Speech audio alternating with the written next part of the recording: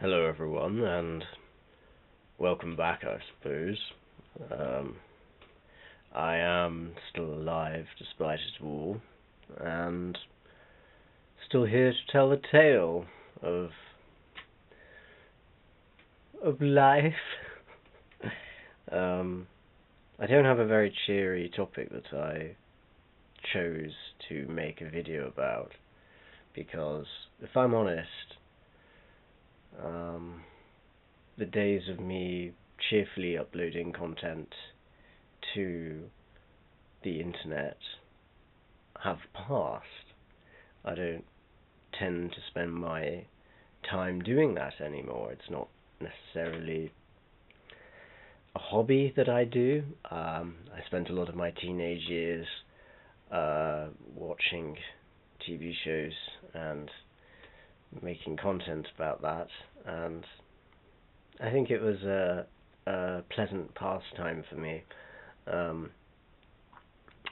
Pleasant for the most part. I mean, obviously it was not exactly light topics that I decided to watch, but in all fairness, I tended to do TV shows that I was recommended, so I'm not claiming any responsibility.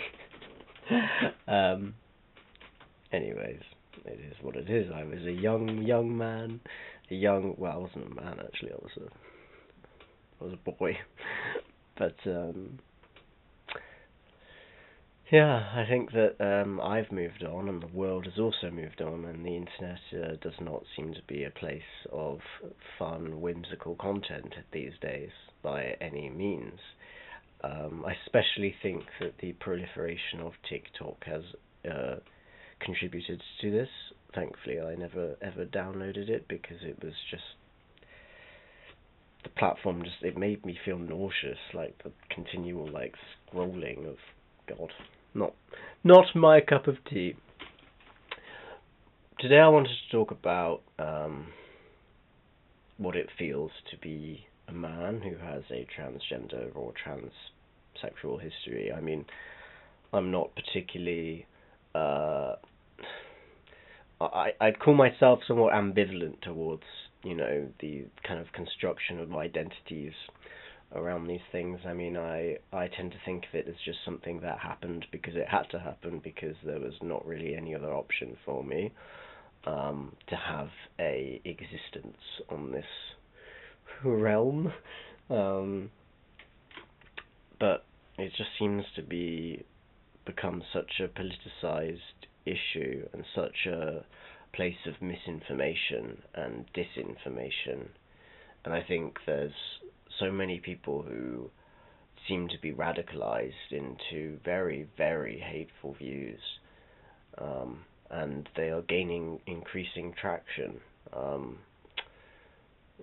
Increasing traction in the cesspit that is politics. I suppose,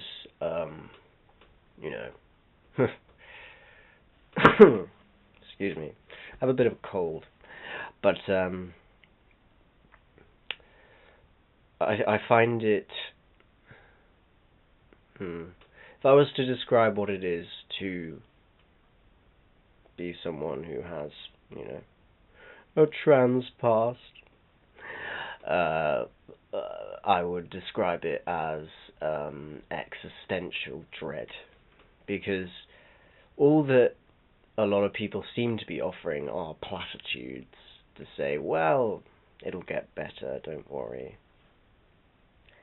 I am worried, because I know people who are dead, and the clinic that I was treated at and attended when I was a minor, has been closed down. So it's kind of like I was in, a place of unimaginable human suffering, which is untreated gender dysphoria. I walked across this bridge, this rickety, difficult bridge, to get to the other side, and then after that, the bridge was was burned. And then I can still see from my vantage point all of these people who are still in the fires, and there is no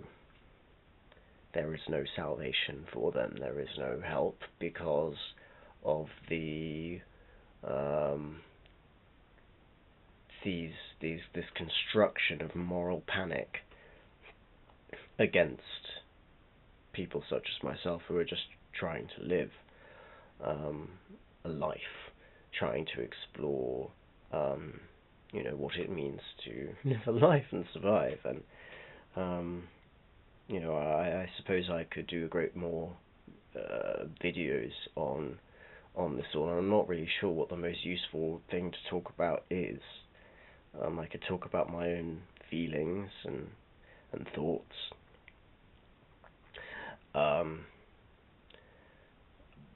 Although the people, the decision makers, don't ever place a great value on the feelings and thoughts of my community. I could talk about, the various neurobiological medical studies that, genuinely provide scientific evidence for the genetic markers associated with gender dysphoria and transitioning. But again, these sort of bad faith actors, I suppose, would tend to dismiss it as pseudoscience, despite having zero expertise in the area themselves, which I think is part of a wider kind of agenda to discredit academia in general, because I suppose people hate what they can't understand, and if they're not able to hack it in academia, then I guess they just sort of decry it as, I don't know. I genuinely don't know the mind of people like that. And yes, there are issues with academia. It's absurdly expensive to study, and it's ran for kind of profit in many ways, but that is kind of besides the point. That academic research is still verified, peer-reviewed research, and the massive, I'm not talking about the tiny sample sizes of certain things that some people have given me links to in attempts to prove that, I don't know, transgender people are all deviant criminals. Literally, there have been people who've tried to convince me of that. But the large meta-studies demonstrate that the phenomenon of detransitioning is exceedingly rare, deserves our sympathy, but it is rare. In fact, I think it's around 1%, according to the largest meta-studies. And furthermore, gender-affirming care is life-saving. And I don't even like the term gender-affirming, because it's like, well, what is gender? And then you get caught up in all of these social constructionist ideas and, what people have termed gender ideology. Any kind of ideology, for me, is applied post hoc, applied after the fact. I wasn't thinking in terms of ideology. I was thinking in terms of just, I wasn't thinking, it wasn't a thought, it was just, I need relief. I cannot exist in this particular way.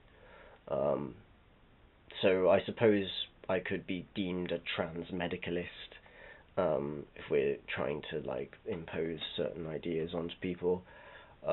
It's not on me to invalidate anyone else's views or behaviours. I don't try and tell people how to think about things. But I suppose it often feels like we're fighting a losing battle against people who genuinely just do not care. They genuinely could not care less if all, transgender people just, were, incinerated in death camps. I don't know. I mean, that's obviously, the practices of Nazi Germany, wasn't it? Uh, so, I guess the idea is, well, what does one do to continue to survive and resist, even though it feels like the walls are closing in on us, increasingly so in today's day and age. How do you fight all the misinformation, all the hate, all the bigotry, the vitriol that's been,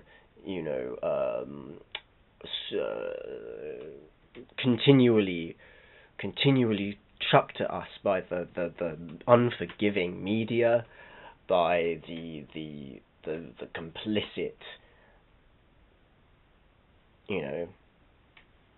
powers that be, and by the ignorance of judges. Like, because you have legal expertise does not mean you have expertise in neurology and neuroscience and also any of that. Like, so I find like the court rulings on biological sex and all of that. Well, what do we mean by biological sex? Are we talking about neurobiology, or are we just talking about a key stage 3 level of understanding of, I don't know, man make sperm, woman make egg, boom. I'm sorry, it's just like it's just I'm trying not to diss anyone here, but it's very difficult to contain myself when a recent report showed that 46, no less, transgender children have killed themselves in my country in the past few years, and the powers that be don't seem to think they're responsible for it. They just sort of wash their hands of it all, despite the fact that the clinic I attended growing up, the Tavistock Clinic, has been shut down for zero clinical reason. There's a interesting Freedom of Information request that I will put in for the reading. I think I'll do a recommended further reading for interested people, but I don't know. I think that trying to keep the existential dread feeling at bay can be quite difficult sometimes. So I'm hoping that by reviving this endeavor, this YouTube channel, I can start doing something somewhat meaningful. I don't suppose anyone will watch very much of it because my viewership existed many years ago, and it was a very different world back then. I guess I didn't actually know how good we had it back then, which sounds terrible really, because I was told throughout my childhood, throughout my teenage years, it gets better. I was fed the "it gets better" message. And while my dysphoria has certainly eased because I've actually been treated, I don't feel it's got better at all. I feel as though things have taken a turn for the worse in ways that I could not even imagine just a few years ago. And yet I had a feeling, certainly from the radicalization of figures like J.K. Rowling, from figures like Elon Musk, who, have sort of are using they're billionaires essentially, and they're using all their wealth and might to crush a tiny community, and it seems like the powers that be are just caving to them because it's easier to follow the line of power and greed than it is to follow the line of care and custodianship and humanity. And I suppose one need look no further than the complete failure to cease global carbon emissions as proof of that. It's a travesty, really, but not one that can be corrected by sitting around and talking about it. But then, how does one correct it? Am I to, like, tie myself to a post somewhere and then just get imprisoned by the state and then, you know, probably get abused to no end behind bars? Or is it to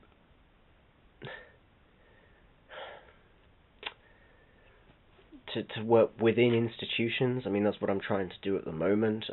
I have a law degree. I'm on a management traineeship at local government. It's a tricky beast, I think. It's a leviathan in many ways. Not that I'm going to get biblical, but it's a leviathan that must be grappled with. And I suppose I could make another video on faith and all of that, but I don't know. Excuse me. I will say, though, that I am on LinkedIn, which is where a lot of these reflections have emerged from, because the level of debate on LinkedIn is interesting. Unlike my experience of previous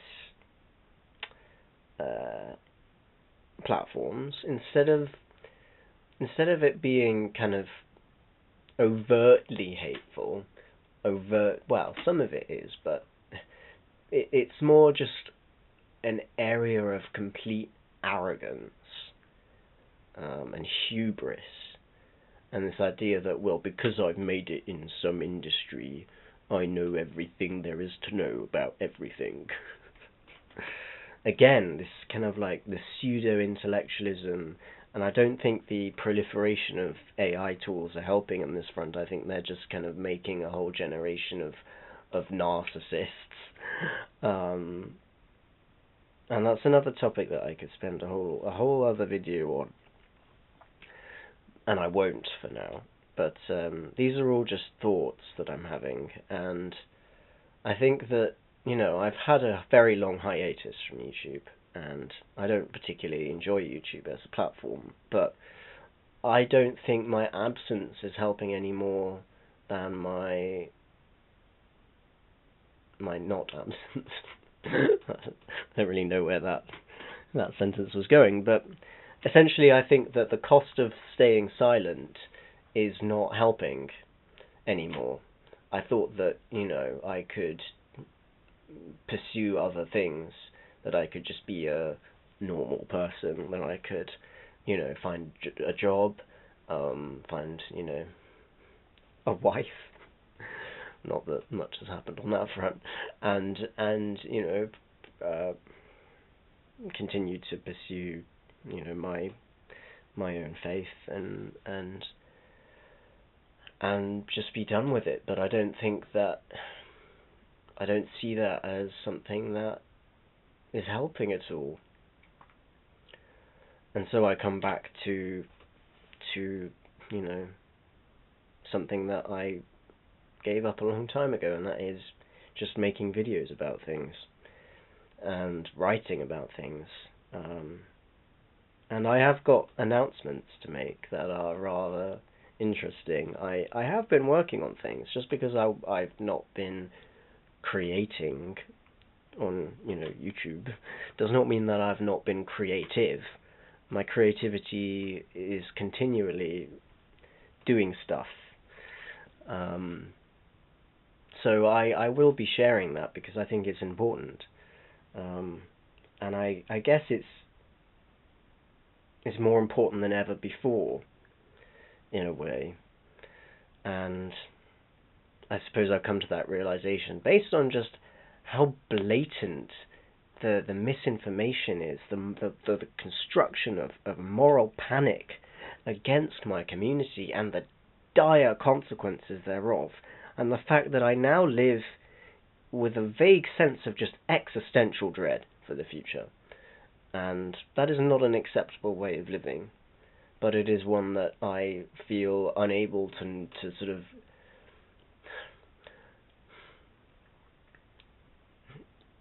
to bring myself out of before the material conditions change, if that makes sense. And I don't know how to change those material conditions myself. I can't do it myself. So here I am, once more, humbly asking for your viewership. I don't know. I don't really know, because the problem with these sort of online platforms is you tend to just preach to the converted, and then the unconverted become so polarized that they literally just hate you. Like, they look at you, and there is no humanity. There is no, they have, do you know what I mean? So there's this kind of tension, but then what am I to do? Not do anything? I don't know. I think I will have to make another video about ways in which allies can help the trans community, and indeed inspiration for the trans community too, because I'm going to really have a think about, you know, what practical things can we do to secure our survival in both the short term and the long term.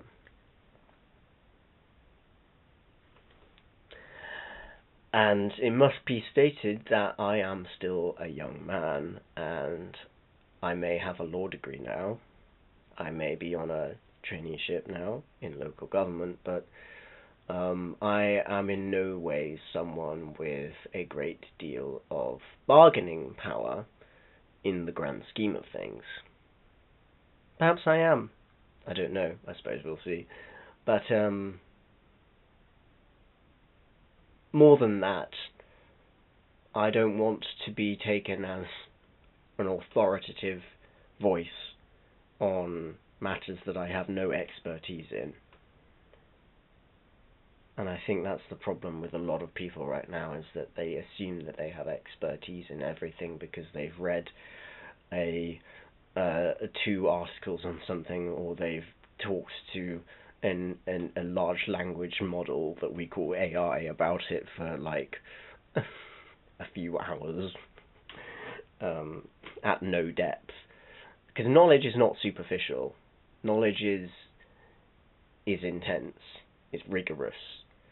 When you have to actually learn something, you have to do it with rigor. And so many people have got no idea what they're talking about. So, anyways, I think I'll leave it there for now, because I can tell that I'm beginning to kind of ramble.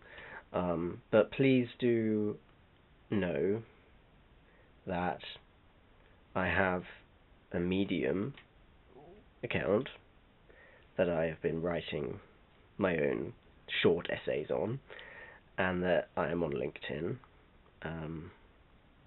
So do find me there. And I'll also link my, well, I'll leave it there actually. I do have like a portfolio thing, but I don't really want to toot my own horn too much. I'm just going to leave those two links, and then I suppose I can find some other links as well, like for academic reading, on, you know, the current stuff that's going on in the world. It's quite depressing, but I think that the only way to overcome these things is to actually face the issue head on and understand the depth and breadth of the Leviathan that we are facing.